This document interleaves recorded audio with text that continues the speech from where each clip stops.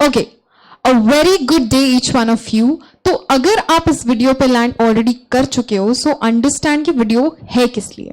ये है CSEET के करंट अफेयर्स को किस तरीके से स्टार्ट करना है एंड क्या करना है और क्या नहीं करना है उसके लिए। Now always there is a question mark कि चलो ठीक है यार, लॉजिकल रीजनिंग का ये हमारा सिलेबस है, ये हमारे कंटेंट्स है, हम ऐसे पढ़ लेंगे। बिजनेस कम्युनिकेशन का ये हमारे कंटेंट्स है, ये सारे टॉपिक्स है, ये हम पढ़ लेंगे। लॉ के लिए हमारे ये सेक्शंस है, ये आर्टिकल्स है, हम ये पढ़ लेंगे। इसके साथ में अगर हमारा और भी कोई एडिशनल है, चाहे वो आपका एनवायरनमेंट हो, वो भी हम पढ़ लेंगे। लेकिन एक ही चीज है जो हमें बहुत ज्यादा दिक्कत करती है, and that is our CSET का प्यारा रेफरेंस मटेरियल 2 का करंट अफेयर का टॉपिक। ना करंट अफेयर्स दिक्कत करता है क्यों है, why? My question is, current affairs अगर दिक्कत करता है तो क्यों दिक्कत करता है? सबसे पहला रीजन करंट अफेयर के दिक्कत करने का वो ये है कि करंट अफेयर्स कोई स्टैटिक क्वेश्चन से आते ही नहीं है। मतलब कि कोई भी स्टैटिक चीज जो कि ऑलरेडी प्रेजेंट है वो क्वेश्चंस नहीं आते, हमें वो चीजें पूछी जाती हैं जो कि वेरिएबल या फिर वैरी करती हैं टाइम के साथ साथ। क्योंकि करंट अफेयर्स वो है जो आपके आसपास के एनवायरनमेंट में क्या चीजें हो रही हैं, किस तरीके से हो रही है, उससे डील करता है। इसी के लिए करंट अफेयर्स हमें दिक्कत करता है, क्योंकि हमें जो पता है हो सकता है वो इंफॉर्मेशन बहुत पुराना हो या हमें कुछ पता ही ना हो। हमारे आसपास दुनिया में बहुत सारी चीजें हैं जो कि हो रही है, right, and we should know about it as a citizen, as a student, as a professional. और वो भी जब आप इतने रेप्यूटेड ऑर्गेनाइजेशन या इंस्टीट्यूट के साथ जुड़े हुए हैं उसकी मेंबरशिप के लिए, that is ICSI। So now they expect you to know things जो कि आपके आसपास है, right? This is the reason this introduction of this topic was made in your syllabus. So अभी आपको इंस्टीट्यूट ना अलग अलग बुक्स देता है। तो 2020 के फरवरी के टाइम पे अपना ये इंट्रोडक्शन हुआ था कि CS फाउंडेशन को रद्द करके हम शुरू कर रहे हैं CSEET। ना वो जब आया था उस टाइम के बाद पहली बार बुक को अमेंड किया गया या मॉडिफाई किया गया एज ऑन 15 मार्च 2022, यानी कि बहुत ही आसपास। इसका मतलब है मैम 2020 से लेकर के 22 तक हम मॉडिफिकेशन ही नहीं था। द आंसर इज यस, नहीं था मॉडिफिकेशन। ये जो मैट आया है ये अपडेटेड है। दो चीजें, गूगल करोगे तो हो सकता है उस मैट का भी रेफरेंस मिले। Make sure not to do that mistake, please वो गलती मत करना, दिक्कत होती है। ठीक है मैम, तो हमें क्या करना है, हमें आप बताओ हमें क्या करना है, हमें किस तरीके से पढ़ाई करनी है करंट अफेयर्स की।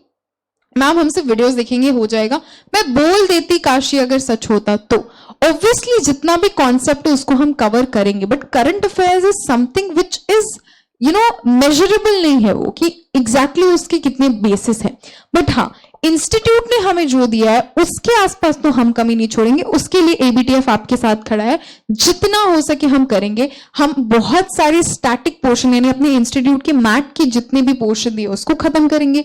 उसके साथ एक लंबा मैराथन करेंगे जहां जितने भी करंट अफेयर्स आपके एग्जाम के 1 महीने पहले तक हुए इस साल में, वो सारी चीज हम कवर करेंगे। और फिर कहीं जाके जितने बुलेटिन्स हैं उसको भी फोकस करेंगे। मैम बुलेटिन क्या होता है? बुलेटिन वो है जो इंस्टीट्यूट हर महीने निकालता है, यानी 12 महीने के लिए 12 बुलेटिन्स। उसमें अलग अलग टॉपिक्स, अलग अलग आर्टिकल्स और अलग अलग न्यूज के भी पॉइंट्स रहते हैं। जैसे रिसेंटली अग्निपथ स्कीम जो इंट्रोड्यूस हुई थी उसके बारे में भी एक बुलेटिन आया था। So make sure to check. कैसे? हम इंस्टीट्यूट की वेबसाइट पे जाएंगे, वहां नोटिस पे हमें देखेंगे, बुलेटिन हमें दिख जाते हैं। ठीक है, तो मैम करंट अफेयर्स हमें करना कैसे आप बता रहे थे, आ जाओ फटाफट। बहुत सारे यहाँ पे टॉपिक्स दिए हुए, मेजरली 4। एक है आपका international and national affairs, financial affairs, political affairs and legal and other affairs. These are the topics जो इंस्टीट्यूट सोच रहे हैं कि आपको इनके बारे में पता होना चाहिए। नाउ वेरी गुड इंफॉर्मेशन कि यहाँ पे हमें जो भी डेटा दिया हुआ वो बहुत ही ज्यादा अपडेटेड है, बिकॉज रिसेंटली बुक रीलॉन्च हुई है।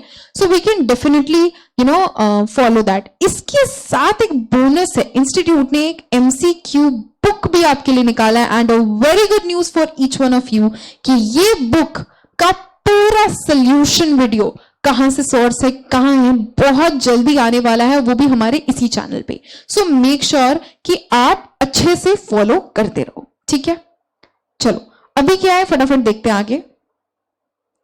कि मैम सिलेबस में तो बहुत लंबा डेटा है, बहुत सारे चैप्टर्स है, ये बुक खुद ही है इतनी बड़ी, हमें क्या सब कुछ पढ़ना है? नहीं, बहुत सारी चीजें हैं जो हमें पढ़नी है, बहुत सारी चीजें जो एक बार रीडिंग के लिए हमें याद रखना है, क्योंकि हमारा एमसीक्यू पेपर है, हमारे दिमाग में थोड़ा भी कुछ रहता है तो we are capable of marking, and ये हमारे पार्ट में आता है, और हमारा जो पार्ट है इसके साथ जो आएगा वो आपके प्रेजेंटेशन स्किल्स का है, राइट? तो कभी हुआ नहीं कोविड की वजह से, तो अभी भी हम यही करते हैं कि वो एक बीसी का ही पार्ट है, तो वहां से 30 मार्क्स और यहाँ से 20 मार्क्स आ जाता है, बट 20 मार्क्स बड़ा है, राइट?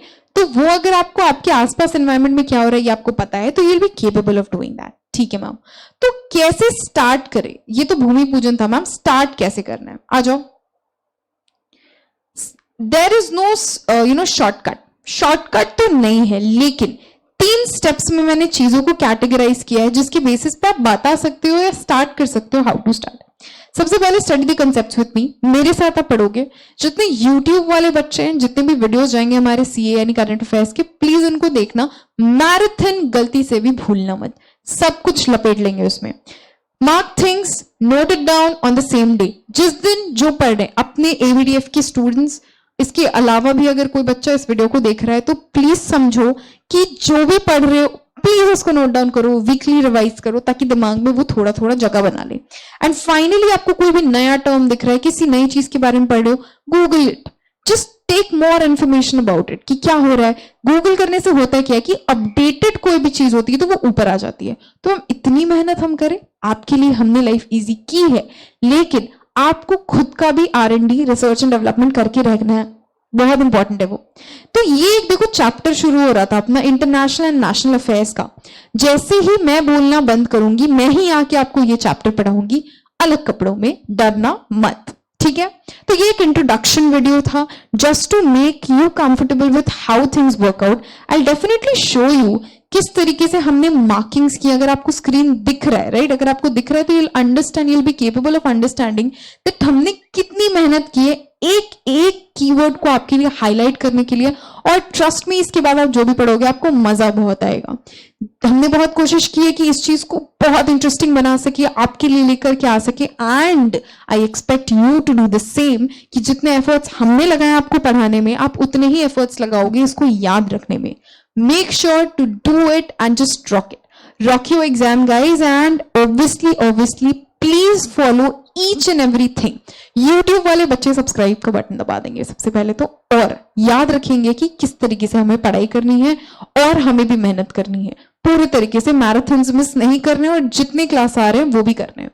और हमारे जो मेन क्लास के स्टूडेंट्स हैं, दैट इज हमारे जो रेगुलर बैच के स्टूडेंट्स हैं, उनके लिए किस तरीके से चीजें जाती हैं उनसे बेहतर कोई नहीं बता सकता, बट हाँ, will definitely rock this time.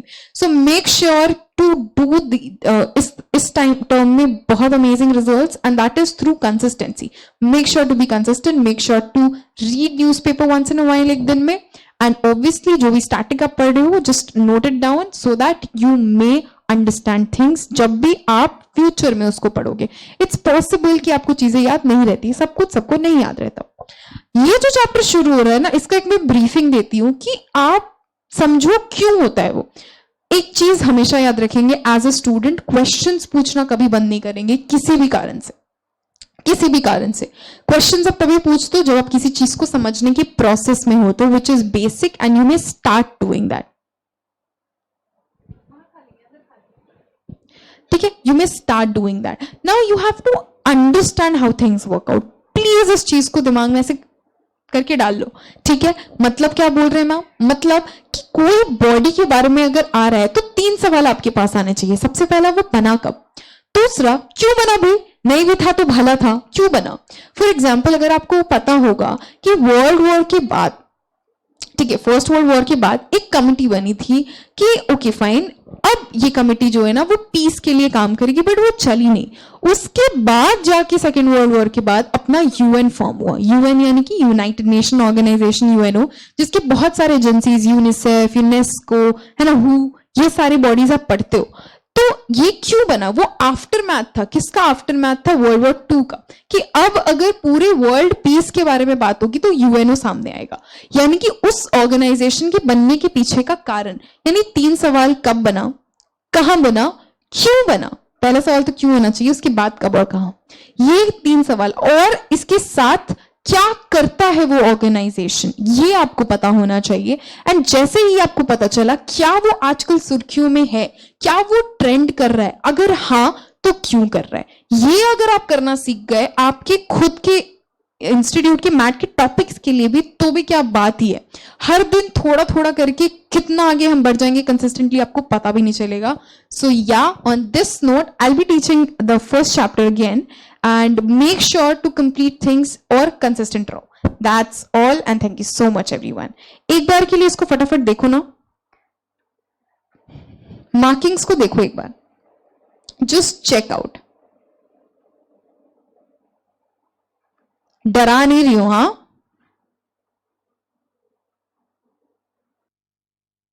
Bodies के बारे में आप पढ़ोगे, लेकिन आप ये भी समझोगे कि वो बॉडीज क्यों बनी, कैसे बनी, कहां से बनी। ठीक है, लेट्स स्टार्ट विद इट। सबसे पहला, अच्छा यहाँ पे जितने मार्किंग्स है आपके एमसीक्यू का पेपर है, तो इतना याद रखो कि 131 पेजेस की अप्रोक्सीमेटली ये पीडीएफ है। ठीक है, डरा नहीं रही हूं, बस समझो हर चीज नहीं पढ़नी है, वो चीज ऑफकोर्स पढ़ना सब कुछ है, लेकिन वो चीजें याद रखनी है जो सच में इंपॉर्टेंट है, जहां से क्वेश्चंस एक्सपेक्टेड हैं। तो अगर आपको स्क्रीन्स पे मार्किंग्स दिख रहे होंगे ना, उस तरीके से आपको पढ़ाई करनी है कि यार ये बॉडी ये तो करती है, बट ये चीज मुझे याद रहनी चाहिए। कुछ चीजें जो आपके दिमाग में कॉन्शियसली आपको पता है कि हाँ ठीक है ये होता है, ऐसा होता है, वैसा होता है, बट क्यों होता है, इसमें कितने मेंबर्स हैं, कब बना था, इसका हेडक्वार्टर क्या है, कहाँ है, वो सारी चीजें आपको यहाँ पे समझनी है। ठीक है, तो स्टार्ट करते हैं। इंटरनेशनल मॉनिटरी फंड, कभी नाम सुना है इसके बारे में?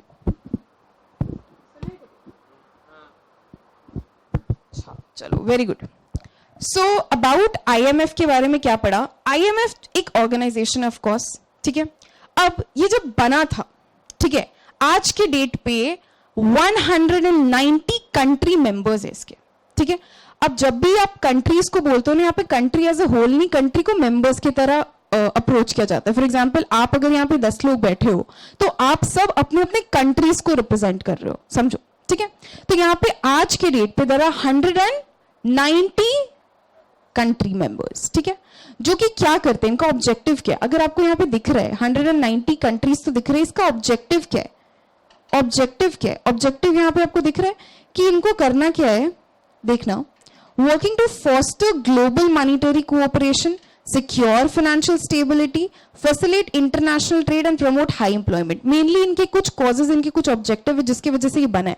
नाम से समझ आ रहा है कि फाइनेंशियल नेचर में, देखो अभी थोड़ा सा ना ऐसे दिमाग भी लगाना पड़ेगा कि नाम से क्या निकल के आ रहा है कि मॉनेटरी फंड है, कोई तो एक फंड है, इंटरनेशनल फंड है। अब उस फंड से कुछ तो करेंगे ना, उसका कुछ तो ऑब्जेक्टिव रहेगा। क्या है इसका ऑब्जेक्टिव? है सीधा कि मॉनेटरी कोऑपरेशन मेरे को करना है, मेरे को फाइनेंशियल स्टेबिलिटी लेकर के आना है, सिक्योर करना है चीजों को, और इंटरनेशनल ट्रेड मतलब कंट्री ए, कंट्री बी, कंट्री सी अगर आपस में ट्रेड कर रही है, या फिर और मल्टीपल कंट्रीज आपस में ट्रेड कर रही हैं, तो उस ट्रेड को कैसे स्मूथ बनाना है, उसको और कैसे पुश करना है। क्योंकि आज हम लोग ग्लोबलाइजेशन के एरा में, आज हम लोग यहाँ नहीं बैठे कि अच्छा ये मार्केट से सामान लेके आ गया, हो गया। पहले चलता था नेशनल ट्रेड, है ना, मेसोपोटामियन टाइम से, हड़प्पन टाइम से भी इंटरनेशनल ट्रेड चलता है। लेकिन आज जिस लेवल पे चल रहा है, इसकी वजह से हमारी जीडीपी, हमारा इकोनॉमी, हमारा डॉलर आईएनआर रेट, सब कुछ डिपेंड करता है। Everything is dependent upon globalisation.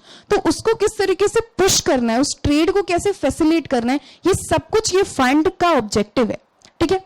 ये तो एक पोर्शन हो गया। और एक इसका इंपॉर्टेंट पार्ट है कि रिड्यूस करनी है पॉवर्टी। ऑलमोस्ट हर एक ऑर्गेनाइजेशन के बारे में जो आप पढ़ोगे उसका ये मोटिव रहेगा। तो इस पे तो अपने को ज्यादा माथा नहीं लगाना क्योंकि आगे हम पढ़ेंगे, लेकिन हमारे दिमाग में क्या क्लियर होना चाहिए कि आज के डेट पे अगर मैं आईएमएफ की बात करूं तो कितने मेंबर्स हैं? 190, ठीक है। उसका क्या है काम? एक फंड है ना, तो फंड मॉनेटरी फंड है, उसका काम है कि यार देख पॉवर्टी हटानी है अपने को, और क्या करना है, मॉनेटरी कोऑपरेशन लेके आना है, फैसिलिटेट करना है क्या, ट्रेड को, इंटरनेशनल ट्रेड को। तो ये दो तीन चीजें तो हम एकदम दिमाग में क्लियर है। आईएमएफ इस्टेब्लिश कब हुआ था? 1944 में इस्टेब्लिश हुआ था। अच्छा, इसका आफ्टरमैथ का मतलब होता है कि कुछ ऐसा हुआ हो और उसके बाद वो चीज हुई हो। फॉर एग्जाम्पल यूएन आफ्टरमैथ है सेकेंड वर्ल्ड वॉर का, वैसे ये भी एक आफ्टरमैथ है। किसका आफ्टरमैथ है? Great depression of 1930s। तो हमें 1930 में एक ग्रेट डिप्रेशन देखने को मिला था जहां पे सारी चीजें तबाही के साथ जा रही थी। उसके बाद फाइनली 1944 में क्या बना, ये ऑर्गेनाइजेशन IMF। ठीक है, तो अभी 190 मेंबर्स है, लेकिन उस समय कितने मेंबर्स थे? देखो बहुत इजीली कर सकते हो इसको डेमोन्स्ट्रेट। 1944 ठीक है, 1944 में बना एंड 44 फाउंडिंग मेंबर्स के साथ बना। ठीक है, 44 फाउंडिंग मेंबर। तो दिमाग में ऐसे अब ये सब चिंटू हरकत करनी पड़ेगी, हमें ऐसे याद करना पड़ेगा बिकॉज मल्टीपल डेट्स हैं, याद रखने के लिए अपने को कुछ ना कुछ शॉर्टकट, कुछ ना कुछ दिमाग लगाना पड़ेगा। अब चिंटू हरकत करेंगे हम लोग। ठीक है, कोई चिंटू अगर नाम है तो फ्रेंड मत होना। 44 फाउंडिंग, आपका नाम अच्छा है, बहुत अच्छा है। 44 फाउंडिंग मेंबर्स के साथ बना। इसका काम क्या था? एक फ्रेमवर्क बनाना, एक लॉ बनाना, एक स्टैट्यूटरी ऑर्गेनाइजेशन बनाना अबाउट इंटरनेशनल इकोनॉमिक कोऑपरेशन। इनका दिमाग में यही था शुरू से कि हमें कोई भी ट्रेड, कोई भी इकोनॉमिक ऑपरेशन को स्मूथली फैसिलिटेट करना, यही हमारा काम है, क्योंकि ग्रेट डिप्रेशन के बाद ये निकल करके आया था। ठीक है, आज के डेट पे कितने मेंबर्स हैं? 190। बना कब था? 1944, आफ्टरमैथ ऑफ ग्रेट डिप्रेशन। कब हुआ था? 1930। 1930 कितने मेंबर्स के साथ बना था? आज के डेट पे कितने हैं? यानी अगर इससे कोई भी क्वेश्चन निकल के आता तो दिमाग में ये एकदम छपा हुआ होना चाहिए और इसी तरीके से याद रहना चाहिए। कॉन्फिडेंस आ रहा है? बिल्कुल आना भी चाहिए। चलिए आज के डेट पे, अच्छा कितने नेशंस को ये काम देते, कितने नेशन से स्टाफ पिक किया इन्होंने? 150 नेशंस के से स्टाफ पिक किया इन्होंने, स्टाफ एज एन एम्प्लॉयमेंट दिया इन्होंने। IMF गवर्न करता है आज। और देखो ये दो बातें लिखी है कि गवर्न और अकाउंटेबल, मतलब कि चलाता कौन है? 190 देश। आंसरेबल किसको है? मतलब ये लोग जो भी काम करते हैं ये आंसरेबल भी 190 कंट्रीज को है और इनको चलाते भी 190 कंट्रीज ही है। यहां पे ऐसे चुपके से लिख लो कि IMF is governed and accountable. 190 countries he govern करती है उसको और वही आंसरेबल है। ठीक है, मतलब IMF फंड कहां खर्च कर रहा है वो किसको हिसाब देंगे? भाई एक कंपनी है, मान लो, भूल जाओ इसको, एक कंपनी है। एक कंपनी को चलाते तो बोर्ड ऑफ डायरेक्टर्स है ना, और कंपनी क्या कर रही है, कैसे कर रही है, अकाउंटेबल भी तो बोर्ड ऑफ डायरेक्टर्स ही होंगे अपने मेंबर्स को, बिल्कुल उसी तरीके से। ठीक है, नेक्स्ट IMF का प्राइमरी पर्पस क्या है? ऑब्जेक्टिव, मतलब शुरू क्यों हुआ था, उसका मेन ऑब्जेक्टिव क्या है? ठीक है, मेन ऑब्जेक्टिव देखो उसका है कि स्टेबिलिटी लेके आना। भाई कहां पे, किस चीज का स्टेबिलिटी? मेरा तुम्हारा दिमाग का स्टेबिलिटी। किसका स्टेबिलिटी? इंटरनेशनल मॉनेटरी सिस्टम का। हम लोग जो फंड बना रखे हैं उसका स्टेबिलिटी, उससे स्टेबिलिटी लेके आना है हम लोगों को। कहां पे? इंटरनेशनली लेके आना है। अब ये जो है, ये जो पूरा एक्सप्लेनेशन, ये जो पिंक हाईलाइट आपको दिख रहा है ना, ये पैराग्राफ उसको पूरे तरीके से एक्सप्लेन करता है कि ये सिस्टम क्या करता है। एक्सचेंज रेट्स देखता है, कंट्रीज के सिटीजन्स के भले के लिए सोचता है, ट्रांजैक्ट करता है एक दूसरे के साथ।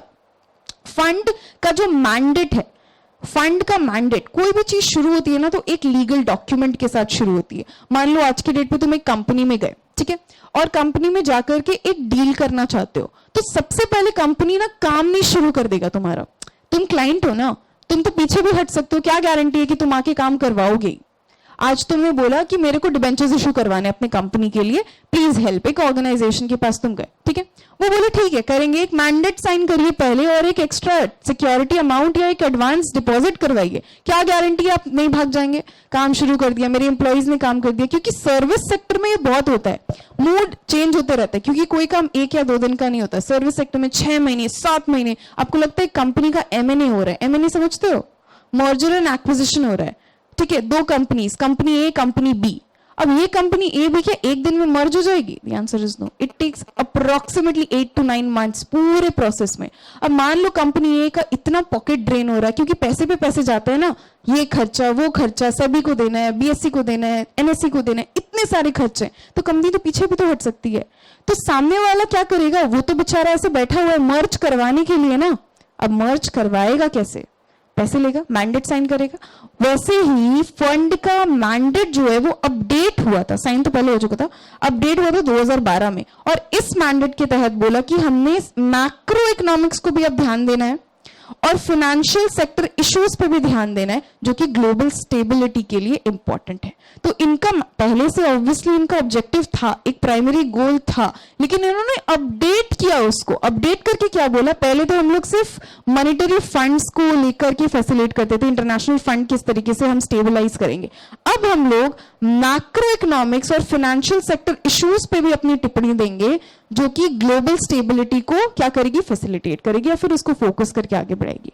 यानी प्राइमरी पर्पस देखो अल्टीमेटली यही रहेगा, ठीक है। इसका एक्सप्लेनेशन यहां पे बस दिया हुआ है, बट अल्टीमेटली अगर कोई भी क्वेश्चन चला के तुमसे पूछता है, चाहे वो डायरेक्ट हो या इनडायरेक्ट हो, तुम केपेबल होने चाहिए, उसके लिए तुमको पता होना चाहिए कि प्राइमरी ऑब्जेक्टिव क्या है और उसके साथ और क्या क्या चीजें हुई, ठीक है। अब आगे बढ़ेंगे एक बार के लिए कि आईएमएफ का फंडामेंटल मिशन जो था, एक तो मिशन था ना, मतलब वही प्राइमरी ऑब्जेक्टिव तो था ना, क्या था वो, ये मिशन को हम प्राइमरी पर्पस भी बोल सकते हैं जो अभी अभी तुमने ऊपर पढ़ा। वो क्या था कि स्टेबिलिटी, किसका स्टेबिलिटी, मेरा तुम्हारा इंटरनेशनल मॉनेटरी सिस्टम का।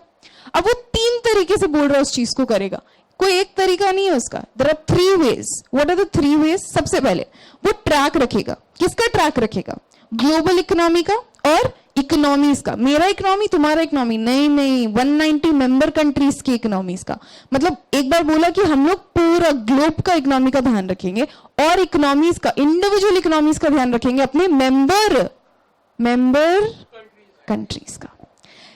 अरे ऐसे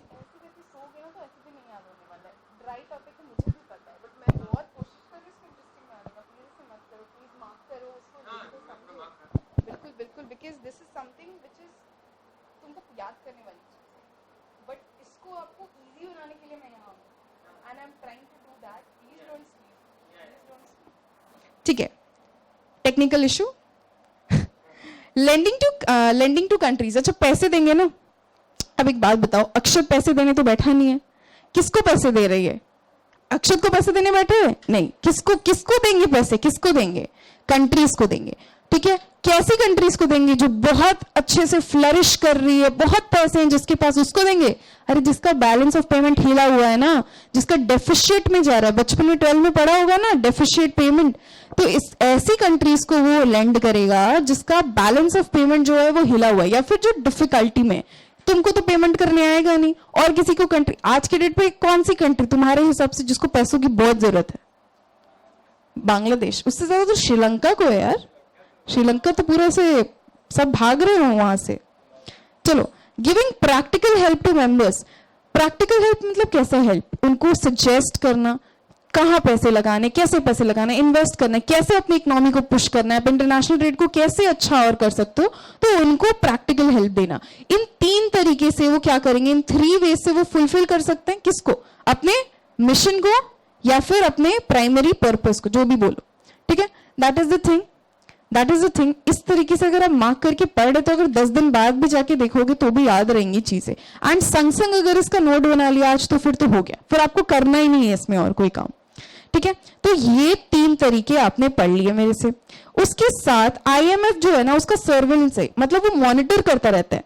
देखो, एक ऑर्गेनाइजेशन बना देना सिर्फ कुछ नहीं होता, उसमें क्या चीजें आप कर रहे हो, उसमें कैसे आप मॉनिटर कर रहे हो, आप क्या चीजें देख रहे हो, कैसे समझ रहे हो, वो बहुत इंपॉर्टेंट है।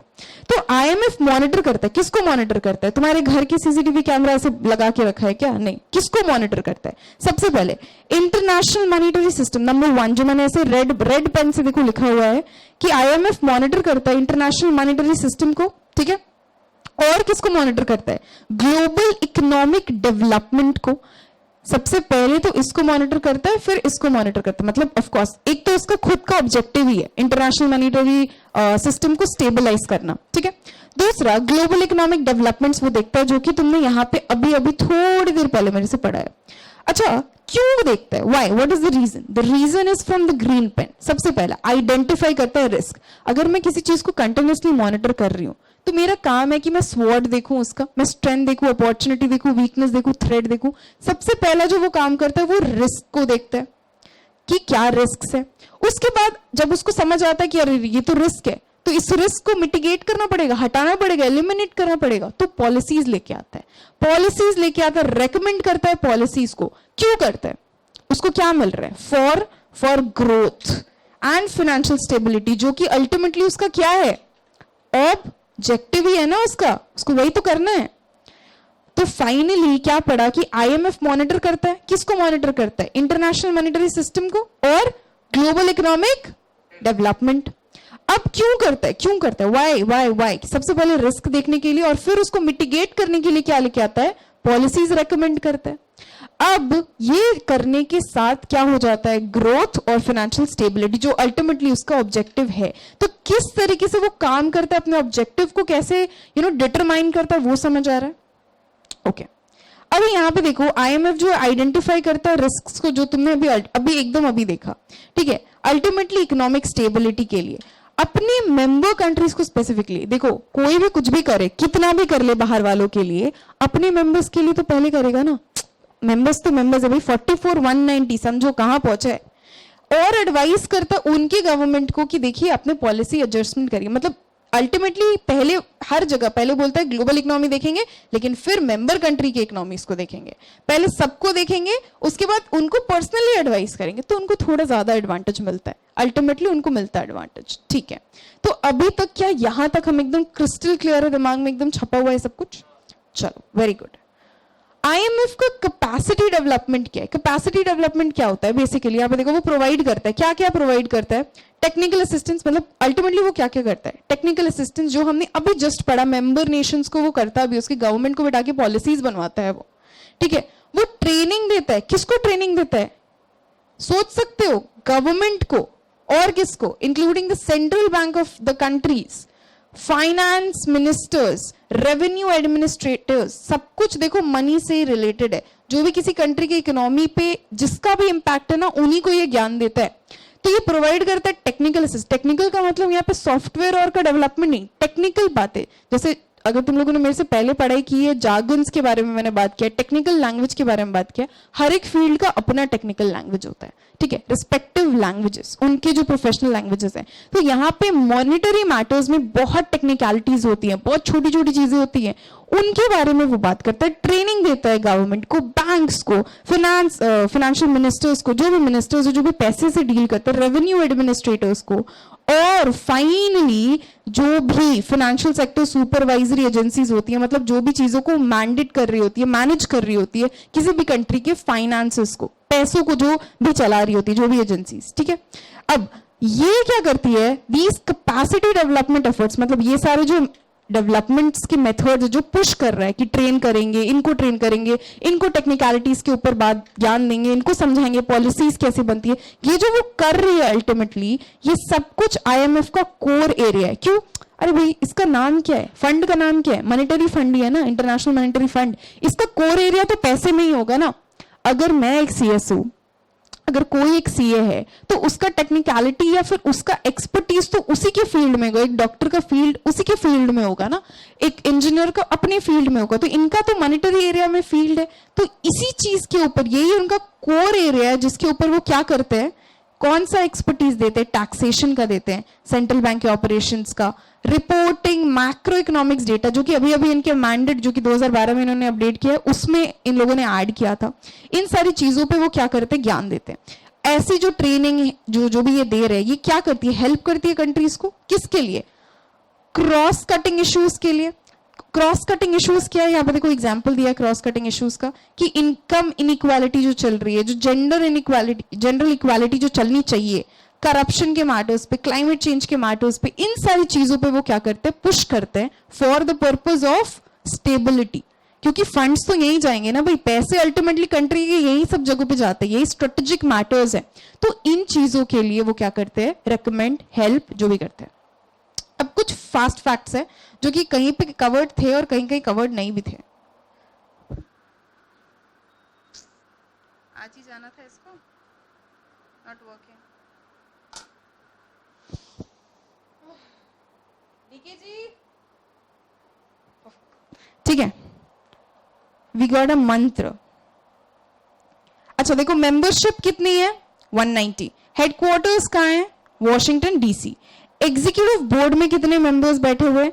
जिसमें 24 एग्जीक्यूटिव डायरेक्टर्स हैं, है ना, जो कि रिप्रेजेंट करते हैं एक एक कंट्री को या फिर ग्रुप ऑफ कंट्रीज को। तो मल्टीपल भी हो गए, यानी अलग अलग भी हैं और ग्रुप कंट्रीज। फॉर एग्जांपल एक इंडिविजुअल हो सकता है मल्टीपल एरिया को भी मतलब रिप्रेजेंट कर रहा है, ये एक इंसान ही कंट्री को भी रिप्रेजेंट कर रहा है, डिपेंडिंग अपॉन जो भी इनका अरेंजमेंट होगा। कितना अवेलेबल अमाउंट है इनके पास, कितने पैसे हैं, बार बार बोल रहे ना लेंड करेंगे हेल्प करेंगे, कितना पैसा है इनके पास? $1 ट्रिलियन डॉलर्स। हाँ, और रेसिपिएंट कंट्रीज कौन है, मतलब जो पैंडेमिक के टाइम पे, इमरजेंसी के टाइम पे फंड की गई हैं 76 कंट्रीज, एंड उम्मीद है मेंबर कंट्रीज ही होंगी इसमें, और भी हो सकता है ऐसे, उनको ऐसे मत बोलो यार। ऑब्जेक्टिव्स क्या है उनका? ऑब्जेक्टिव तो अभी भी हमने पढ़ा है कि क्या है, बट अल्टीमेटली उसी को और कैसे एलैबोरेट किया हुआ है देखो। प्रमोट करेंगे किसको? आईएमसी को, बार बार यही बोल रहे, स्टेबल प्रमोट। फैसिलिटेट करेंगे किसको? Balance growth. ये सब कुछ अभी अभी तुमने पढ़ा है, समझो इसका एक समरी है बस। प्रमोट करेंगे एक्सचेंज स्टेबिलिटी को, आईएनआर डॉलर, ये तो सिर्फ हमारा हो गया, ऐसे मल्टीपल कंट्रीज है, उनका रिस्पेक्टिव करेंसी है, उसको किस तरीके से स्टेबलाइज कर रहे हैं, और कोशिश करना है कि जो हम लोग डॉलर के साथ ही हर चीज को नापते तोलते हैं उसको किस तरीके से इक्वलाइज किया जाए, because that is the cut off level जिसके थ्रू हम लोग सब चीजों को ऐसे करते हैं, है ना, लेवलाइज करते हैं। असिस्ट करना है, किसको असिस्ट करना है? In the establishment of multilateral state system of payment. Ultimately जितना ज्यादा सोर्स होगा उतना ही बेटर है। मतलब आप आज के डेट पे फोन पे यूज करते होगे, गूगल पे यूज करते होगे, है ना, और क्या यूज करते हो, पेपाल और भीम, पेटीएम, और कितने सारे ऐसे एप्लीकेशंस हैं जिसमें आप ई वॉलेट यूज करते हो, अपना डिजिटल मनी यूज करते हो, राइट? इससे क्या करते हो? पेमेंट्स करते हो ना, सर्विसेज या गुड्स लेते होगे तो पेमेंट करते होगे। वैसे ही इंटरनेशनली भी तो चीजें चलती है ना, कंट्रीज के बीच में भी चीजें चलती है, ट्रेड चलता है, उसको किस तरीके से मल्टीलैटरल सोर्स ऑफ पेमेंट को एस्टैब्लिश करना है, वो चीजें कौन पुश करता है? असिस्ट करते हैं ये लोग उसमें। And finally make resources available. Resources किसके साथ अवेलेबल करवाना है? सेफगार्ड के साथ। किसको? मेंबर्स को, जो कि क्या एक्सपीरियंस कर रहे हैं, बैलेंस ऑफ पेमेंट डिफिकल्टी। यानी ये पॉइंट्स अब एक बार की रीडिंग के बाद अगर आप नोट बना लेते हो, उसके बाद आपको जरूरत भी नहीं होगी एग्जाम के पहले, बस गो थ्रू करना है आपको। तो this is the time you are doing your self study with me right now. अभी जो कर रहे हो वो सेल्फ स्टडी है, समझो पूरे तरीके से कि प्राइमरी एम क्या है इसका, इसके ऑब्जेक्टिव्स क्या है, किस तरीके से ये काम करता है, कितने मेंबर्स थे, कहाँ से है, मतलब एज इन कहाँ इनका हेडक्वार्टर्स है, कितने एग्जीक्यूटिव डायरेक्टर्स है, ये सारी चीजें तुम्हें पता चल गई एक बहुत बड़े बॉडी के बारे में। अच्छा, अब आता है ये IMF न्यूज में रहता है क्या? द आंसर इज हाँ, ये बहुत ही ज्यादा हॉट टॉपिक है। This is important, reason being कि ये तो जो आपने पढ़ा ये स्टैटिक है, ठीक है, ये स्टैटिक है। ये जो आप पढ़ रहे हो ना, ये न्यूज में थे, वो आसपास सुर्खियों में बने हुए थे। कहां बने हुए थे सुर्खियों में? ये करंट अफेयर है आपका, कि पहला FDMD, और ज्यादा भी इंपॉर्टेंट इसलिए क्योंकि इंडिया इसमें रिलेटेड है। सुनना, पहला मतलब ये इनका नाम है वो, ठीक है, this is not the first, मतलब ही और she is not the first person to be the deputy MD। ये उस पोजिशन का नाम ही है FDMD। तो अब तुम बने, फिर तुम भी बने, फिर तुम भी बने, तो भी तुम फर्स्ट ही रहोगे, दैट इज द नेम, ठीक है। FDMD क्या है? फर्स्ट डिप्यूटी मैनेजिंग डायरेक्टर, जिनका नाम था जियोफ्री ओकामोटो, मोटो नहीं, हाँ मोटो, वो लीव किए, मतलब छोड़ दिए। अब बना कौन? IMF का नया FDMD कौन बनी? रादर मिस गीता गोपीनाथ, ठीक है। अल्टीमेटली ये रहती US की नेशनल है, लेकिन ओवरसीज सिटीजनशिप इनको मिला हो रखा है, किसका? इंडिया का। इन्होंने जनवरी 21-22, मतलब अभी बिल्कुल कुछ महीनों पहले इन्होंने पद को हासिल किया ऐसे।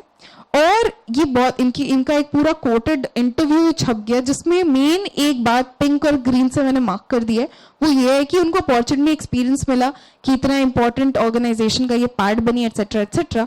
इन्होंने किसमें काम किया? At the intersection of rigorous economic analysis and public policy. मतलब इकोनॉमिक एनालिसिस और पॉलिसीज बनाने के काम में she was a integral part, because she is the FDMD of the organization, ठीक है। तो पहले कौन था? पहले थे जियो, बाद में बन गई जीजी, है ना, जियो से जीजी, तो नाम याद रहेगा। और ये उनके बारे में कुछ दिया गया है, जीजी के बारे में। तो देखो, चिंटू ट्रिक्स करने पड़ेंगे याद रखने के लिए, चिंटू ट्रिक्स इंपॉर्टेंट है। अब इंडिया एट अ ग्लांस में क्या, India at a glance as in अभी इंडिया का क्या अपडेट है इसके बेसिस पे। जीडीपी का फुल फॉर्म जरूर पता होगा मेरे साथ, इसके आगे इनफैक्ट इकोनॉमिक्स में भी पढ़ा होगा तुम लोगों ने, या पढ़ोगे मे बी, कि जीडीपी एग्जैक्टली होता क्या है, आपके नेशनल इनकम के चैप्टर में वो है, उसमें मैं एंड अप नहीं जाऊंगी। बट अल्टीमेटली यहाँ पे एक एस्टिमेटेड प्रोजेक्टेड दी गई है, तो ऐसे झगड़ मत जाना अगर 9% नहीं रहा at the end of this year कि नहीं है नहीं है नहीं, क्योंकि प्रोजेक्टेड है, प्रोजेक्टेड ज्यादा कम कुछ हो सकता है, इसके आसपास हो सकता है, कुछ ऐसा कुछ ऊट पटांग भी हो सकता है इकोनॉमी में, जैसे पैंडेमिक किसी को पता नहीं था, आ गया जीडीपी ऐसे गिर गई, ऐसे समुद्र नहा आई और कुछ नहीं। मेंबरशिप कब आया इसका? 27 दिसंबर 1945 में। अबाउट ये सब कुछ किससे रिलेटेड है? IM, ठीक है।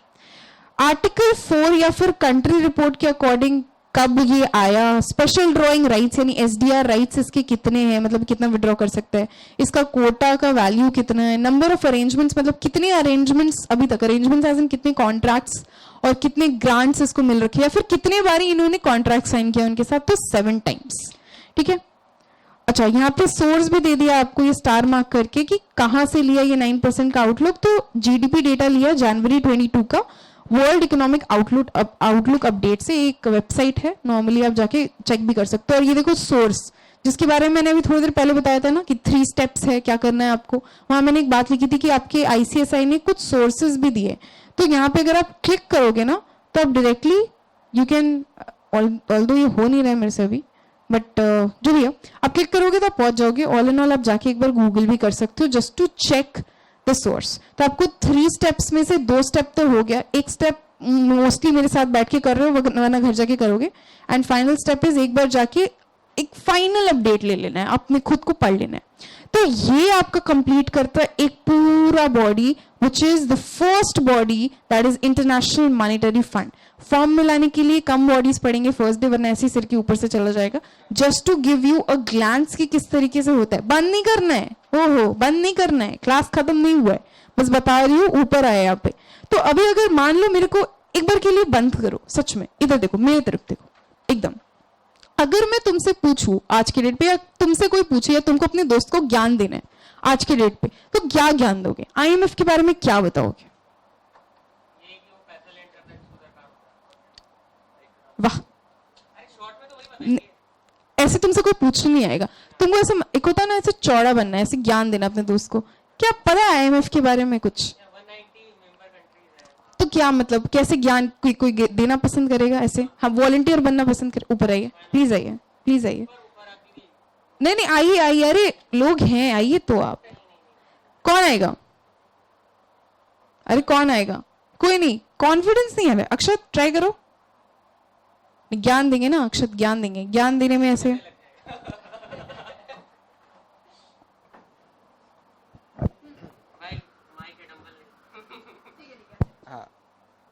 So IMF has 190 member countries. It was established in 1944. 44 founding members था इसमें। इसका बेसिक जो, हाँ जो भी, अरे हाँ तो जो भी है, तो इसका जो प्राइमरी मोटिव है वो है स्टेबिलिटी लाना मॉनेटरी सिस्टम में। उसके बाद फॉर एग्जांपल प्लस जैसे और बाई साइड मतलब इसका और जो फंक्शंस है, कोई पेंडेमिक हुआ, कुछ भी हुआ, जो मॉनेटरी हम लोग सपोर्ट देते हैं कंट्रीज को, वैसा है। Plus India is a kind of a main member of the system. Plus और क्या दे ज्ञान, 27 दिसंबर 1945 ये था इंडिया का डेट शायद, हाँ। और एक और डेट था अक्टूबर 15 1945, वो नहीं पता क्या, नहीं 2021 था। और इंडिया का और क्या बताए? Very good very good. So ultimately दोस्तों को ऐसे जाके ज्ञान दे सकते हो कि भाई IMF क्या पढ़ा हमने, कि 190 कंट्रीज होते थे, उसके कुछ ऑब्जेक्टिव्स थे, हमने एस्टैब्लिश किया था, मतलब वो एस्टैब्लिश हुआ था 44 में, आफ्टर मैथ था 1930 के ग्रेट डिप्रेशन का, 44 फाउंडिंग मेंबर्स थे, आज के डेट पे 190 कंट्रीज है जो कि गवर्न भी करती है और अकाउंटेबल भी है। उसके साथ उसके कुछ प्राइमरी पर्पसेस थे जो कि 3 वे में वो कंप्लीट करते हैं अपने प्राइमरी ऑब्जेक्टिव या फिर पर्पस को। उसके साथ सर्वेलेंस में हमने पढ़ा कि किसको किसको वो मॉनिटर करती है और क्यों मॉनिटर करती है, क्या पॉलिसीज बनाती है और क्या एक्स्ट्रा पार्शलिटी देती है अपने मेंबर्स को। उसके साथ हमने कैपेसिटी डेवलपमेंट के बारे में पढ़ा कि ट्रेनिंग और किसको देती है, गवर्नमेंट को देती है, सेंट्रल बैंक्स को देती है, कोई भी ऐसी एजेंसी जो कंट्री के फाइनेंशियल मैटर्स के साथ डील करती है, जिसके पास पावर है, उसको बिठा के देती है। कौन से फील्ड में? ऐसे फील्ड में जिसमें वो खुद ही एक्सपर्टीज रखती है। राइट। टेक्निकल बातें कुछ हमने पढ़ी, मेंबर कितने थे, उसका हेडक्वार्टर्स कहाँ था, और फाइनली कितने एग्जीक्यूटिव बोर्ड मेंबर्स और सब चीजें हमने पढ़ी।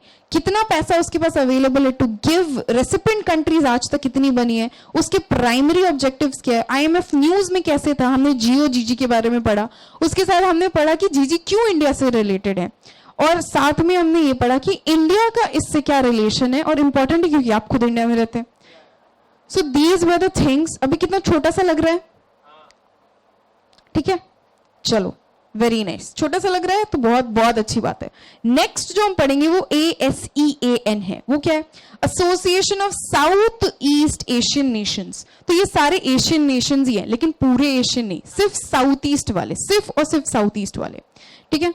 तो अभी यहाँ पे ये आपको एक रेड रेड डेट दिख रहा होगा, 8/8/1967, राइट। ये आपका एस्टैब्लिशमेंट डेट है, ESTD एस्टैब्लिशमेंट डेट है किसका? एशियन का, एशियन नहीं एशियन का।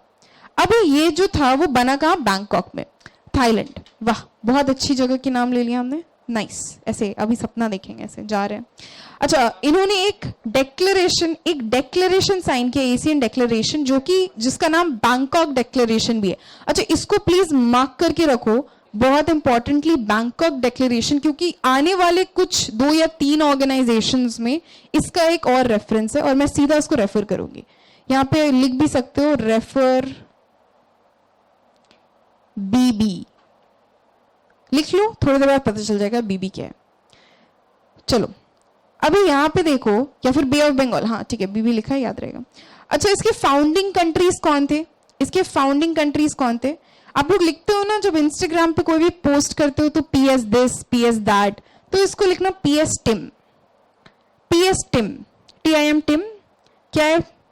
PS, ठीक है, TIM टिम। तो ये इसके फाउंडिंग क्या थे? अरे फाउंडिंग क्या थे? फाउंडिंग कंट्रीज थे। नाम याद रखने के लिए ये शॉर्टकट अपनाना पड़ा, मजबूरी है। इंपॉर्टेंट शॉर्ट टॉपिक, PS टिम, जो भी है आपके लिए इजी रहेगा, जो भी आपको इजी लगे, खुद का शॉर्ट फॉर्म बना लो। Anything which is feasible for you and anything which is important आपको दिमाग में ऐसे याद रहे, जिसके भी बारे में। करंट मेंबर्स अगर आप देखो तो करंट मेंबर्स पहले तो 5 थे जो आपने पढ़ा, ठीक है, मेरे से। उसके बाद और 5 मेंबर्स जुड़ गए। अब ये 5 मेंबर्स एक दिन नहीं जुड़े, ये 5 मेंबर्स जो है ना, ये अलग अलग डेट्स पे जुड़े हैं, ठीक है। 5 अलग अलग डेट्स हैं इनके, ठीक है। अब ये 5 अलग अलग डेट्स हैं, अब याद रखने में नहीं बोलूंगी, बट एक बार के लिए दिमाग में ऐसे रखो, ये सारे ना day before final exams topic है, DVF टॉपिक है या टैक्सी टॉपिक है। अब टैक्सी टॉपिक या DVF टॉपिक्स क्या होते हैं ना, जो आप एग्जाम के जस्ट पहले ऐसे लिख के रहते हो और जाके पढ़ते हो, या बिल्कुल बिल्कुल। तो ये वो टॉपिक्स हैं, यू मस्ट जस्ट, ये मैं नहीं बोल सकती कि आज पढ़ोगे 10 दिन बाद भी याद रहेगा, कि एकदम ऐसे भूल जाते हैं। ये वो टॉपिक है, बस ऐसे देख लिया और एग्जाम में आया तो याद रहा तो टिक्का मार दिया, वैसे वाले टॉपिक्स। बस इतना याद रखना है कि कौन पहले आया, असेंडिंग डिसेंडिंग ऑर्डर में अगर आप नाम याद रखते हो तो थोड़ा सा वहां पे आप कॉमन सेंस भी लगा सकते हो, ठीक है। कि कौन कौन से देश थे यहाँ पे देखो, सिंगापुर, वियतनाम, ये सारे देश थे। अभी यहाँ एक बहुत गंदा सा नाम है, एची दातो लिम जैक हॉट, ठीक है। ये कौन है? ये SG यानी कि सेक्रेटरी जनरल है। अब इनका नाम इतना बड़ा तो नहीं, बट हाँ छोटा सा दिमाग में ऐसे याद रहेगा कि DBF पे, और अगर आपका लिखा हुआ हो और देखा हुआ हो एक बार ना ऐसा, तो टिक करके आ सकते हो, ठीक है, टिक करके आ सकते हो। टिक करना है, याद तो रखना नहीं है। तो डेट्स थोड़े से इंपॉर्टेंट हैं एक बार के लिए। क्या? Day before final exams. नहीं, नेम से कोई सिग्निफिकेंस नहीं है, DBF टॉपिक है, मार्क करके रखो, बिकॉज भूल जाओगे। एम एंड पर्पस क्या है? What is aim and the purpose of this declaration? अभी तक हमने सिर्फ इतना पढ़ा कि इसके कितने मेंबर्स थे, 5 थे, बाद में 5 आए, उसके अलग अलग डेट्स थे, कब हुआ, कहाँ बना, और डेक्लेरेशन का नाम क्या था, बस हमने ये पढ़ा। लेकिन अभी तक ये नहीं पढ़ा ना कि ये एक्चुअली करता क्या है, इसका काम क्या है, अभी तक ये नहीं पढ़ा। तो अब पढ़ेंगे उसका एम एंड पर्पस। अल्टीमेटली ये क्या करता है, ये हमने पढ़ लिया कि साउथ ईस्टर्न एशियन रीजन को ये क्या करता है, गवर्न करता है, या फिर इनका टीम अप है। But ultimately what exactly they do, ये क्या करता है, एक्सेलरेट करता है इकोनॉमिक ग्रोथ, किसका, सोशल प्रोग्रेस, कल्चरल डेवलपमेंट पे ध्यान देते, रीजनल पीस पे ध्यान देते, स्टेबिलिटी पे ध्यान देते, प्रमोट करते हैं कोलैबोरेशंस और असिस्टेंस को कॉमन इंटरेस्ट पे, जो भी कोई इकोनॉमिक, सोशल, कल्चरल, टेक्निकल या इन चीजों पे ध्यान देता है, मेनली असिस्टेंस देते हैं। ये ट्रेनिंग, रिसर्च फैसिलिटीज प्रोवाइड करते हैं, एजुकेशनल, प्रोफेशनल, टेक्निकल या एडमिनिस्ट्रेटिव स्पेयर्स पे। जितना भी तुमने पढ़ा ये सोशियो पॉलिटिकल चीजों पे ध्यान देते हैं। ये ध्यान देते हैं कि कंट्री, कम्युनिटीज किस तरीके से ग्रो करे, म्यूचुअल इनका आपस में, ये जो इनके जो रीजनल कंट्रीज है इनका आपस में कोऑपरेशन अच्छे से चले।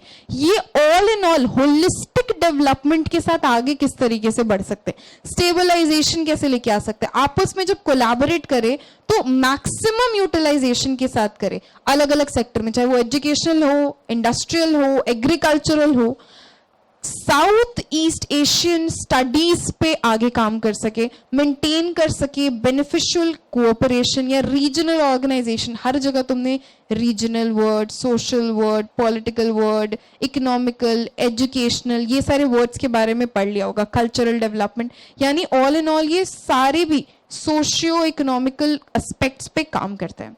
ये 10 कदम है इनके, 10 कंट्रीज, जिसके साथ 5 पहले थे, इनिशियल थे, जो PS टिम के साथ हमने पढ़ा, और फिर बाद में आगे और 5 भी बढ़ गए, जिसकी डेट्स मैंने बोला है DBF करके पढ़ना। अच्छा, एशियन चार्टर, ये इंपॉर्टेंट है, एशियन चार्टर ये इंपॉर्टेंट है। हर एक कंपनी का ना, कंपनी की मैं बात कर रही हूँ, मैं भी नहीं जा रही हूँ ऑर्गेनाइजेशन में, हर एक कंपनी का ना एक चार्टर डॉक्यूमेंट होता है। जैसे एक नॉर्मल कंपनी का 2 इंपॉर्टेंट डॉक्यूमेंट होता है, जिसको हम MOA या फिर AOA कहते हैं। ये लकी की तरह हो गया ना, वो से गोलमाल वाला, क्या बोल रहे हैं, AOA MOA ऐसा, correct, articles of association and memorandum of association. अब अगर ये 2 डॉक्यूमेंट्स के बारे में बात करें ना, तो ये स्टैट्यूटरी चार्टर डॉक्यूमेंट्स हैं। इसमें डे टू डे एक्टिविटीज के बारे में लिखा रहता है कि कंपनी क्या कर सकती है, क्या नहीं कर सकती है, और उस कंपनी का औकात कितना है, कहां तक वो जा सकती है, क्या क्या वो कर सकती है। ये 2 डॉक्यूमेंट्स, एक उसका डे टू डे चलाते हैं which is AOA, and MOA में उसके फंडामेंटल्स लिखे हुए रहते हैं कि वो कहां स्थित है, उसका कितना कैपिटल है, एटसेट्रा एटसेट्रा, उसका ऑब्जेक्टिव क्या है। उसी तरीके से ना एशियन का भी एक चार्टर है, एक चार्टर डॉक्यूमेंट है उसका। अब ये बहुत इंपॉर्टेंट है। अब एशियन चार्टर क्या है, ये फाउंडेशन फॉर्म करता है। ऑफकोर्स कोई भी चार्टर डॉक्यूमेंट किसी भी कंट्री के डॉक्यूमेंट्स या फिर किसी भी ऑर्गेनाइजेशन के डॉक्यूमेंट्स का चार्टर या फाउंडेशन या भूमि पूजन स्थित करता है। अब ये क्या देता है ना, एक लीगल स्टेटस देता है। फॉर एग्जांपल एक कंपनी बनती है तो उसका सर्टिफिकेट ऑफ इनकॉर्पोरेशन होता है, वो उसको एक लीगल स्टेटस प्रोवाइड करती है। बिल्कुल उसी तरीके से legal status Asian charter provide करता है, किसको, अपने ही एशियन ग्रुप को। इंस्टीट्यूशनल, ये देखो पॉइंट नंबर 1 है, पिंक से लिखा हुआ है। दूसरा, इंस्टीट्यूशनल फ्रेमवर्क देती है, यानी कि क्या कर सकता है वो, कैसे कर सकता है, उसके प्रिंसिपल्स क्या है, एटसेट्रा। वो कोडिफाई करती है, मतलब लिखती है, उसके नॉर्म्स, रूल्स, वैल्यूज, सारी भी चीजें क्लियरली मेंशन्ड है किसमें, उसके चार्टर में। तो ये कुछ पॉइंट्स थे। साथ में एशियन चार्टर जो है वो कब आई, फोर्स पे कब आई, मतलब एज इन कब स्टार्ट हुई, जब से वो बना है तब से नहीं आई, बट बाद में बनी। दैट वाज ऑन 15 दिसंबर 2008, 15 दिसंबर 2008। और किसके प्रेजेंस में बनी, एशियन फॉरेन मिनिस्टर्स और एशियन सेक्रेटरिस्ट। कहां पे बनी, जकार्ता, राइट। तो ये कुछ डॉक्यूमेंट्स के बारे में बताया, ये इसको लीगल स्टेटस प्रोवाइड करती है, उसमें नॉर्म्स लिखे हुए हैं, कब बना, कहां बना, किसके प्रेजेंस में बना। ये 3-4 बातें अगर आपको क्लियर है तो हम आगे बढ़ते हैं। इसके साथ एशियन चार्टर के बारे में और क्या बातें बताई गई ना, कि ये लीगली बाइंडिंग अग्रीमेंट है किसके बीच में, 10 एशियन मेंबर स्टेट जो अवेलेबल हैं, जो कि आपने अभी अभी पढ़ा मेरे से, उनके साथ। अच्छा, ये क्या करेगा ना, ये रजिस्टर, इट विल बी, अभी हुआ नहीं, it will also be registered with secretaries. कहाँ के UN के, ठीक है, जो कि उनके कौन से आर्टिकल के तहत ये हो सकता है, which is article 102 para 1 of charter of United Nations. उसके तहत ये उसके सेक्रेटरिस्ट के साथ भी रजिस्टर हो जाएगा। अभी यहां पे देखो इंपॉर्टेंस क्या है, इसके कुछ कॉन्टेक्ट से इसके इंपॉर्टेंस क्या है, कि इसके मीटिंग्स क्या है, इसकी कमिटमेंट क्या है, ठीक है। ये कौन से नई बॉडीज को लेके आएगी, इसके मीटिंग्स कब होंगे, इसके फॉरेन मिनिस्टर, सेक्रेटरी जनरल और बहुत सारे initiative and change. This is just the point, not to go into depth. Questions expected नहीं है यहाँ से. अच्छा, अबाउट एशियन समिट. अब ये इंपॉर्टेंट है. देखो समिट क्या होता है ना, जब भी ये लोग मिलते हैं, मिलके क्या करते हैं, डिस्कशंस करते हैं, यू नो डेलिबरेशंस लेके आते हैं, अग्रीमेंट्स बनाते हैं, एंटर करते हैं अलग अलग अरेंजमेंट्स में. तो ये एशियन समिट जो है ना, ये हाईएस्ट पॉलिसी मेकिंग बॉडी है जो भी एशियन का है. मतलब इन आपस में कंट्रीज में जो भी इंपॉर्टेंट पॉलिसीज और बनती हैं वो इन समिट्स में बनती है, और यही बॉडी जो है वो हाईएस्ट पॉलिसी मेकिंग बॉडी है इसके पर्टिकुलर ऑर्गेनाइजेशन के. अब यहाँ पे क्या होता है ना, कौन कौन आते हैं, head of states, government of Asian member states. Member states का मतलब ये जो कंट्री के रिप्रेजेंटेटिव्स हैं उनके वो लोग जो आते हैं. ठीक है. अच्छा, ये एशियन समिट कब होती है, एक बार होती है, दो बार होती है, ट्वाइस. ठीक है, यानी साल में कितने बार होगी, दो बारी. ठीक है. अब इसका कंसल्टेशन मतलब कौन बैठेगा इसमें, कितने भी लोग आएंगे, मतलब ऑफ कोर्स उनके मेंबर कंट्रीज आएंगे, कब आएंगे, कैसे आएंगे, ये बातें यहाँ पे लिखी गई है. पहला एशियन समिट कब हुआ था, बाली में हुआ था, जो कि ऑफ कोर्स इंडोनेशिया में है, ऑन 23rd and 24th फरवरी 1976. अब तुम यहाँ पे खुद ही देख लो बना कब, कहाँ गया, ये रहा 1967. इसका समिट कब हुआ,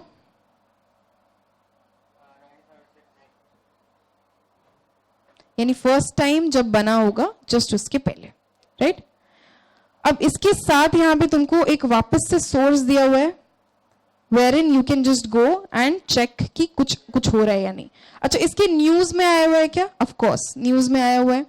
कुछ इंपॉर्टेंट पॉइंट्स की यूएस गवर्नमेंट क्या सेट करते हैं, डेट सेट करते हैं एशियन समिट के लिए वॉशिंगटन. यहाँ पे जो बिडेन के बारे में बताया गया, और ये हमेशा ही ट्रेंड में है after becoming someone very important.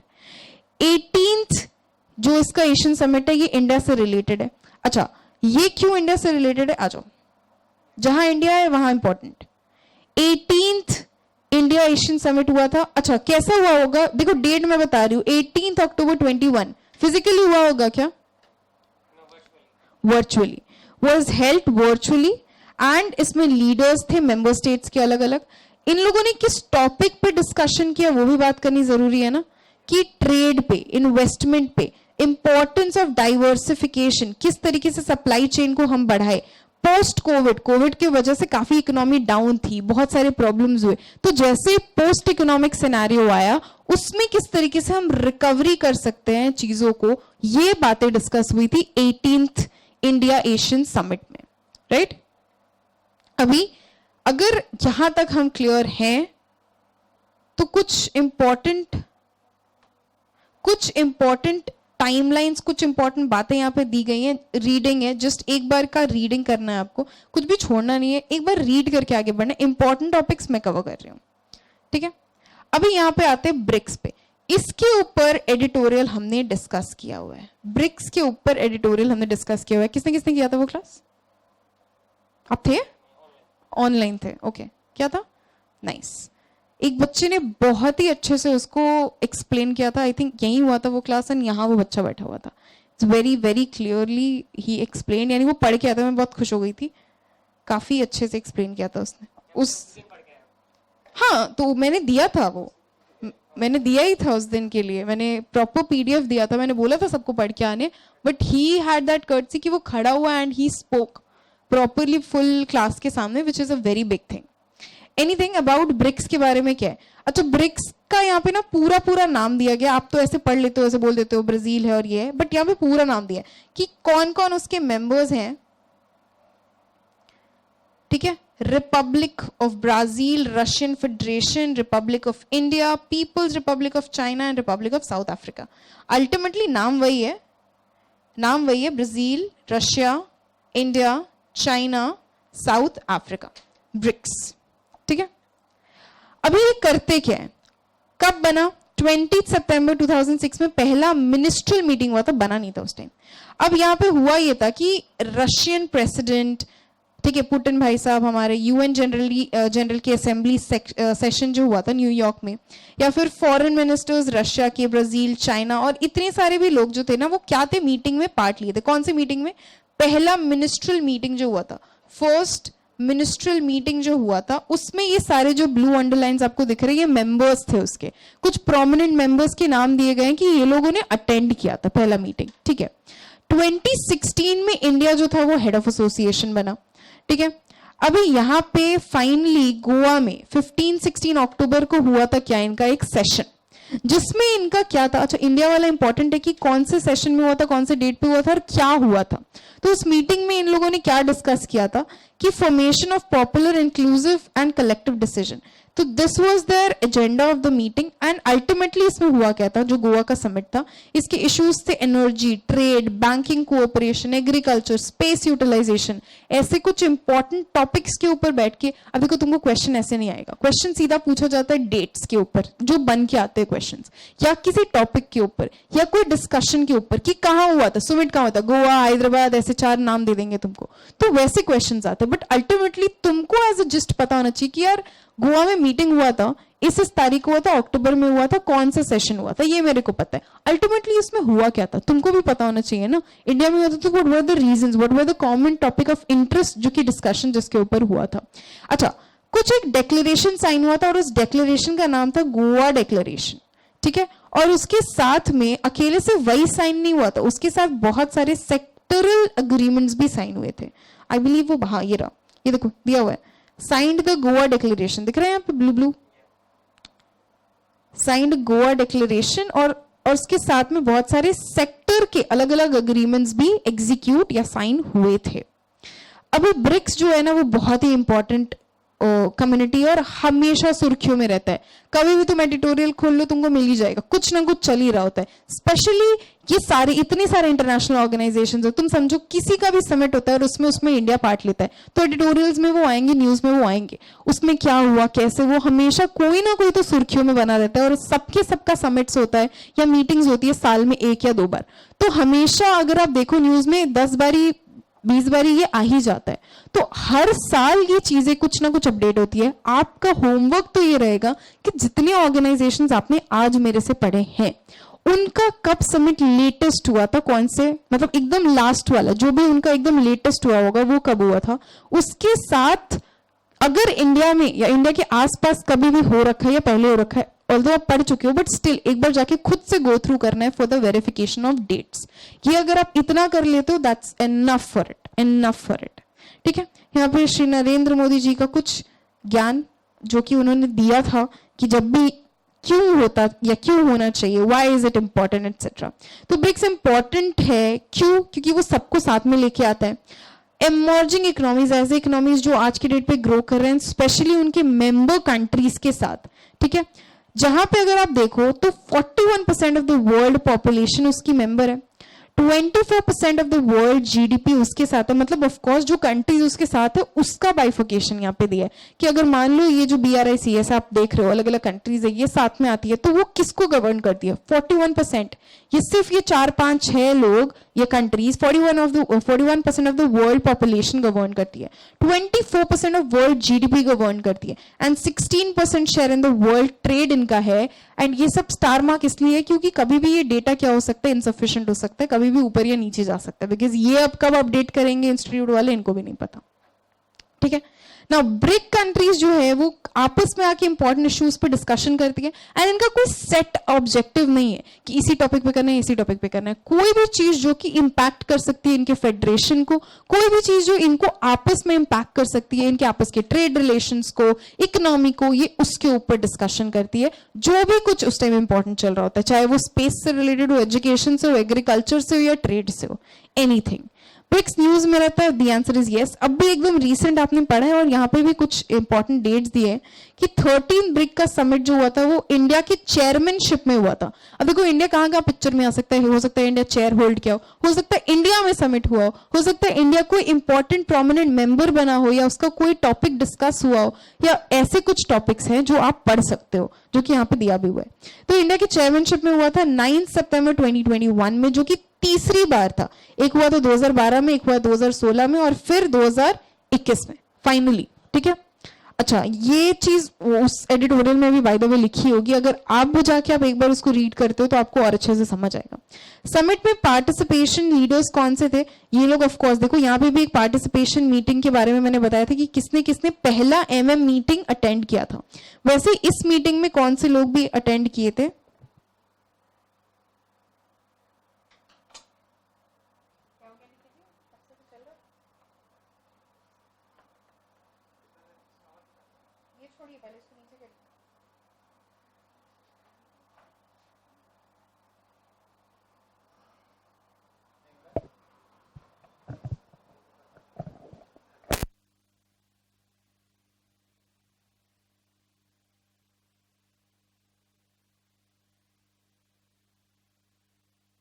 हुआ क्या कि कौन कौन से लोग अटेंड किए थे मीटिंग को, जस्ट एक बार गो थ्रू कर लेना। Reading topic not important. Okay, SSARC, बस इसको खत्म कर लेंगे और बहुत छोटा सा G20 वो खत्म कर लेंगे तो अपने काफी अच्छे पोजीशन पे आ जाएंगे। अच्छा, वो जो मैंने बीबी मार्क करवाया था, रिमेंबर मैंने बोला था बीबी मार्क करके रखो, वो ये है बीबी। हाँ, यहाँ पे बैंकॉक डिक्लेरेशन के बारे में कुछ बताया गया है तो जस्ट एक बार गो थ्रू करेंगे उसको। आ जाओ।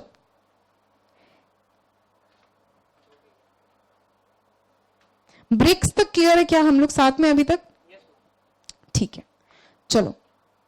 शार्क नहीं है ये, हाँ शार्क टैंक याद आ गया मुझे ये देख के। तो SSARC सार्क। अच्छा, अभी यहाँ पे भी एक फेडरेशन है लेकिन यहाँ पे भी एशियन एसोसिएशन है। फर्क बस इतना है, ऊपर जो था वो क्या था? ठीक है, अभी जो पढ़ रहे ये भी साउथ एशियन है बट वो ईस्टर्न था, या ईस्टर्न नहीं है, ये रीजनल कोऑपरेशन के लिए। अच्छा, ये जो था ना, ये बना इसके लिए नहीं था कि ये लंबा चलेगा, इसके लिए एकदम नहीं बना था, ये बना किसी और रीजन के लिए था। It was established with signing off the SAARC charter. यहां पे भी एक चार्टर बना था। ऊपर वाला एक चार्टर के बारे में पढ़े थे ना, वो कहां था? जे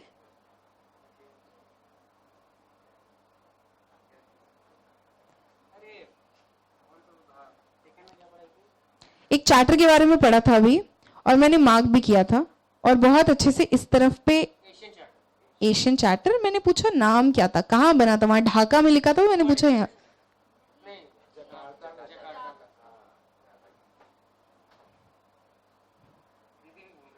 नहीं, मुझे याद है, मैं बोल रही हूँ प्रॉपरली, दीदी भी भूल गई।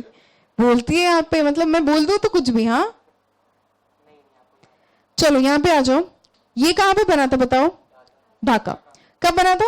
8 दिसंबर 1985। जो मुझे एक्सपेक्टेड नहीं है कि आपको याद रहे, बट ठीक है, एक बार के लिए दिमाग में रखेंगे। अच्छा, इसमें जो मेंबर स्टेट्स हैं वो 8 मेंबर स्टेट्स थे। क्या कहते हैं? अफगानिस्तान, बांग्लादेश, भूटान, ये सब देख रहे हो आसपास, पड़ोसी मुल्क, सब हमारे पड़ोस के। तो ये अपना अपना सा समझ के ऐसे रखना, अपना अपना सा। इसके जो सेक्रेटरीज थे एसोसिएशन की, ये काठमांडू, काठमांडू कहाँ है? Correct, very good. 17 जनवरी 1987 में इसके सेक्रेटरीज बने थे।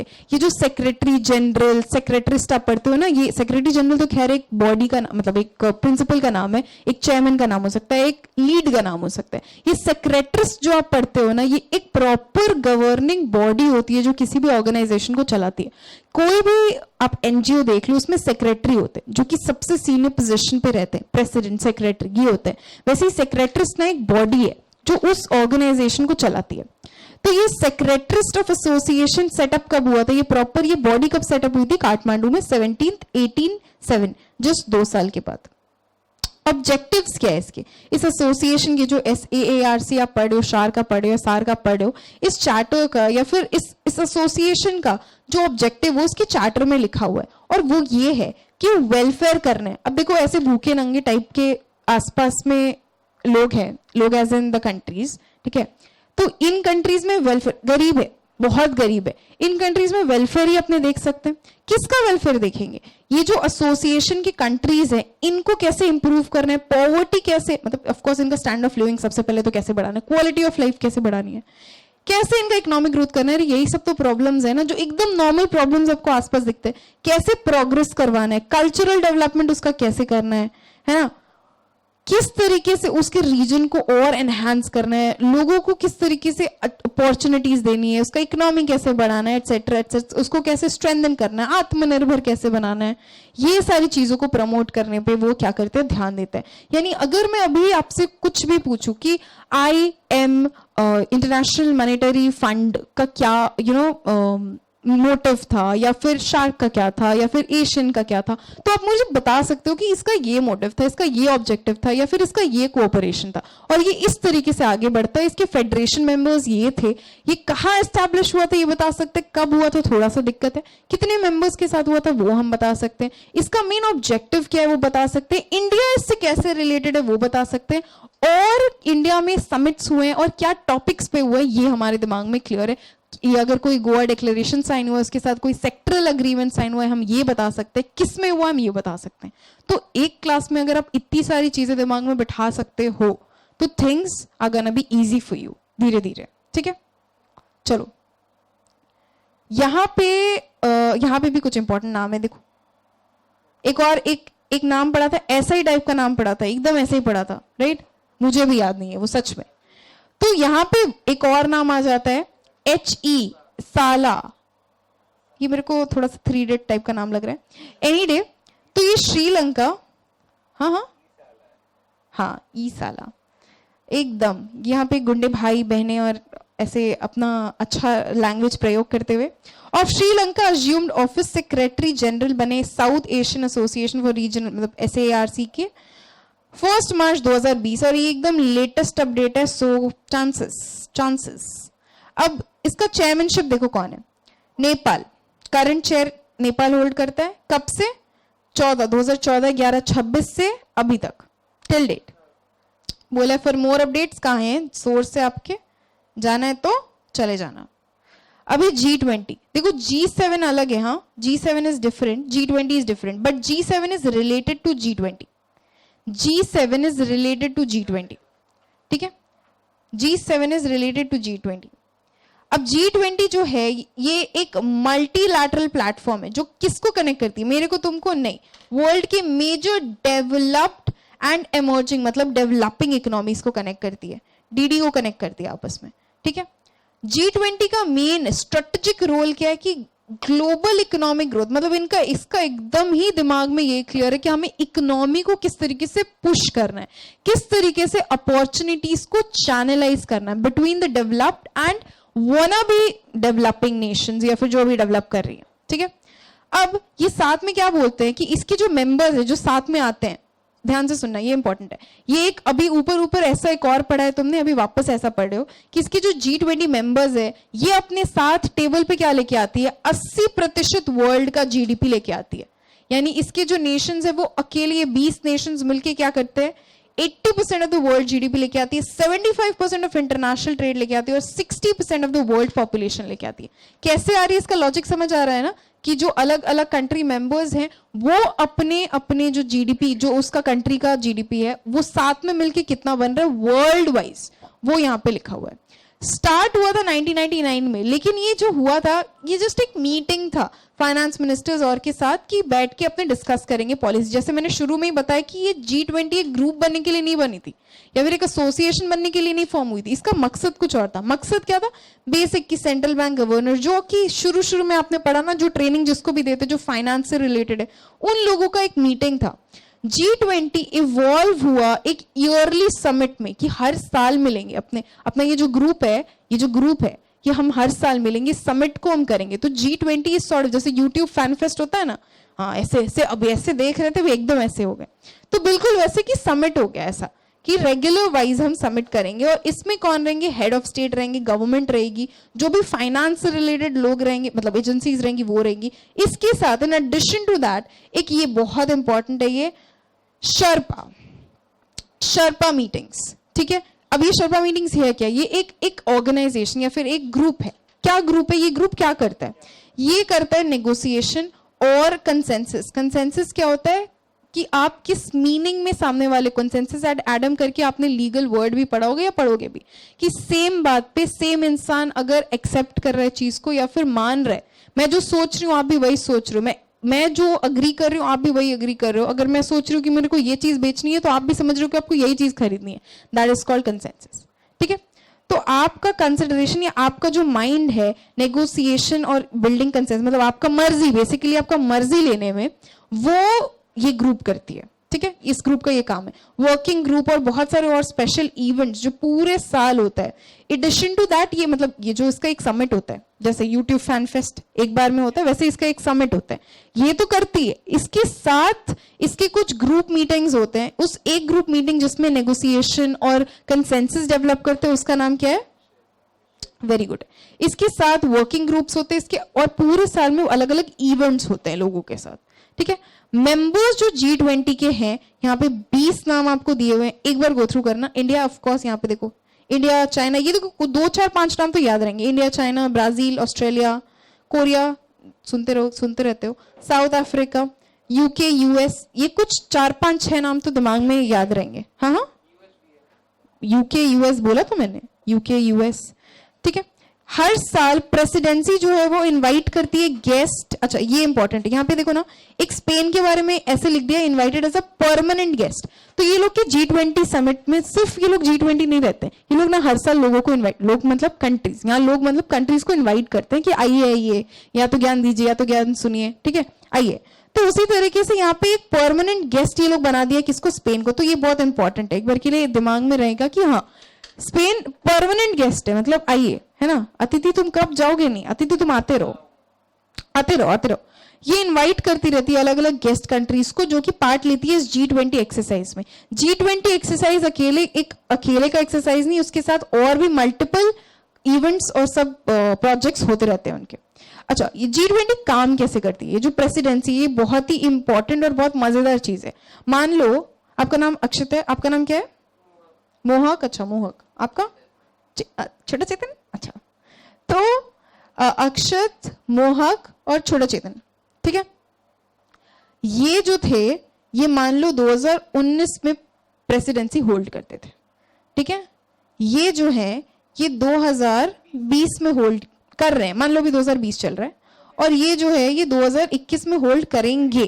ठीक है, तो ये 3 लोग जो आपको दिख रहे हैं ना, 3 कंट्रीज जो आपको दिख रही है, हाँ, तो ये 3 मतलब पता होता है एटलीस्ट नेक्स्ट कौन बनेगा, इतना पता है। तो ये जो आपको 3 अलग अलग दिख रहे हैं ना ऐसे, ये साथ में एक ग्रुप बना के चलते हैं, ताकि आपको पहले का एक्सपीरियंस भी आ सके, करंट वाला जो चला रहा है उसका एक्सपीरियंस भी हो, और सामने वाले को सीखने का भी मौका मिले। ये तीनों मिलके एक ग्रुप है, उस ग्रुप का नाम है ट्रोइका। ठीक है, ट्रोइका, टी फॉर 3 तो याद रखना है ऐसे। ठीक है, ट्राई, ट्री। सुनना, क्या बोल रहे हैं कि प्रेसिडेंसी G20 का रोटेट होता है हर साल। ठीक है, किसी एक के पास रहता है और हर साल होता है। ठीक है, अपने मेंबर्स के बीच में ही होता है बाय द वे, लेकिन with the country that holds the presidency working together with its preceder successor is known as troika. यानी कि जो है करंट वो तो है, लेकिन इसके साथ पहले वाला और आगे वाला वो भी मिलके चलाएंगे, ये लोग साथ में वर्क टुगेदर करेंगे। Reason being for the experience, for the expertise. ठीक है, ये एक बहुत इंटरेस्टिंग कंसेप्ट है। अभी करंटली देखो, इटली, इंडोनेशिया और इंडिया, ये है ट्रोइका कंट्रीज। ठीक है, रिस्पेक्टिवली। तो ये कैसे इंपॉर्टेंट है? आई पता है ना, याद रहेगा। तो ये कंसेप्ट एकदम क्लियर है क्या दिमाग में? ऐसा ओरिजिन एक बार रीड करेंगे आप कि कब फॉर्म हुआ था, 1999 में हुआ था। क्या किया था इन लोगों ने? अल्टीमेटली मिले थे एक पॉलिसी और के लिए, स्टेबिलिटी के लिए, एक डिस्कशन करने के लिए। बाद में ये क्या हो गया, ईयरली समिट बन गया, और फाइनली कंट्रीज को इनवाइट करने लगे, जिसमें कुछ परमानेंट मेंबर है, जिसमें से एक स्पेन है, और उसके साथ अलग अलग कंट्रीज को इनवाइट करते हैं। इनके कुछ ग्रुप इवेंट्स होते रहते हैं, एक नेगोशिएशन का इनका अपना एक कमिटी है, उसके साथ और भी मल्टीपल चीजें हैं। किस तरीके से ये G20 आपस में काम करते हैं, प्रेसिडेंसी किसके पास होती है, कैसे रोटेट करती है, इनका क्या ग्रुप है, किस तरीके से मिलजुल के चलाते हैं, ये आपको याद रहेगा।